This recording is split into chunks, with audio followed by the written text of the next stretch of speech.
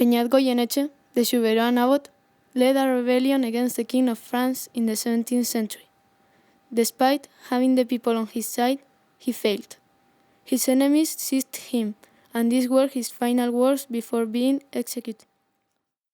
El pueblo de Souverain se levantó en armas contra el rey de Francia, haciendo frente a las injusticias cometidas por el monarca.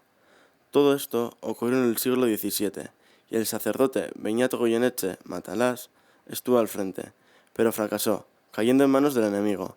Antes de morir, estas fueron sus últimas palabras.